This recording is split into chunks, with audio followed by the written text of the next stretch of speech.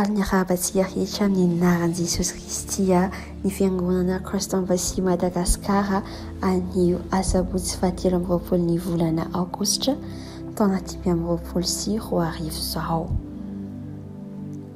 Faly fony izahay nizaranareo ny raha soty ny fahamarinana izay nisoratan'ny filompanaona fiangonana Kristam-basia maneran-tany izay tsy iza faly ilan'Andriamanitra goavana Pasteur Risa Oyakilomi. Manasanao ary fantoka tanteraka ny amin'izao fampianarana izao. Hiditra lohahevitra aritsika. Ny lohahevitra dia hoe ny fanalahidy dia ny fampiovanana ny fanahin'ny olona. Amen. Ten'Andriamanitra ny fanokafany eto dia ao amin'ny Timoty voalohany toko 4:15 izay vaky zao amin'ny anaran'i Jesosy. Fa mahazo kely ihany ny fampiasana ny tena fa ny toe-panay araka an'Andriamanitra no mahasoa amin'ny zavatra rehetra ka manana ny teny fikasanany amin'ny fiainana ankehitriny sy ny ho avy. Alleluia, amen.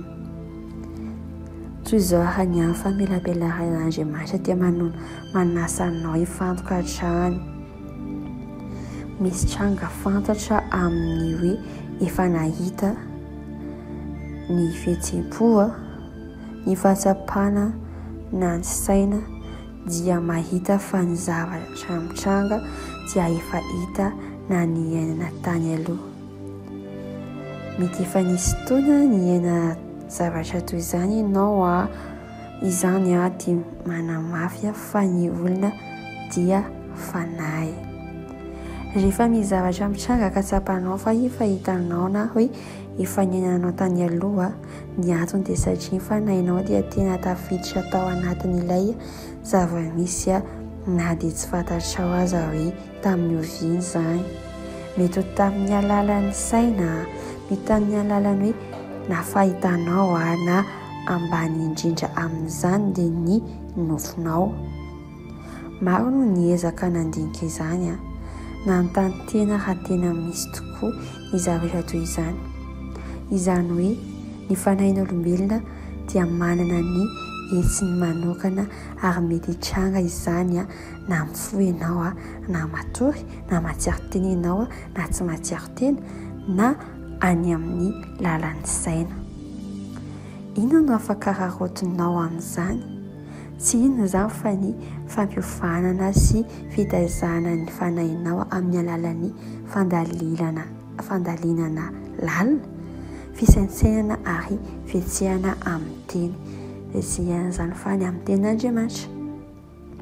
Ny fandraisanao anjara ao am-piangonana, ny fianarana tenin'Andriamanitra any anaty vondrom-bavaka, fiombonana miaraka, ny fanatrehana fotoam-pivavahana ary ny fianarana ny raha soty ny fahamarinana dia manampy anao amin'ny fampiovanana ny fanahinao izany.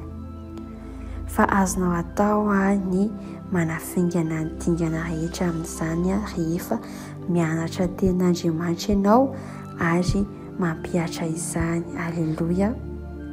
Hoy ny eo am-bokin'ny Jakoba toko 1:20 ka-hatramin'ny 20. Vaky zao amin'ny anaran'i Jesosy. Fa aoka ho baka toy ny teny ianareo fa aza mpihaino fotsiny ka mamitaka ny tenanareo. Fa raha misy mpihaino ny teny nefa tsy mpankatoa dia toy ny olona mizaha ny tarehiny eo amin'ny fitaratra izy fa mijery ny tenany izy dia lasa. Ary miaraka amin'izay dia adino ny tarehiny fa izay mandinika ny lalana tanteraka dia ny lalan'ny fahafahana ka maharitra amin'izany raha tsy mpihaino manadino fa mpanao ny asa dia ho sambatra amin'ny asany izany olona izany. Amen.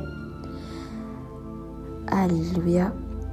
Rehefa mihetsika amin'ny teninao izany dia voaofana ny fanahinao, mitombo ny vatakaranao ary lasa mifantoka kokoa amin'ny zava-misy ao amin'ny fanahy ianao.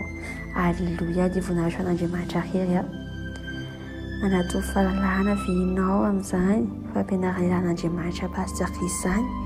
Anasanao zao taona izao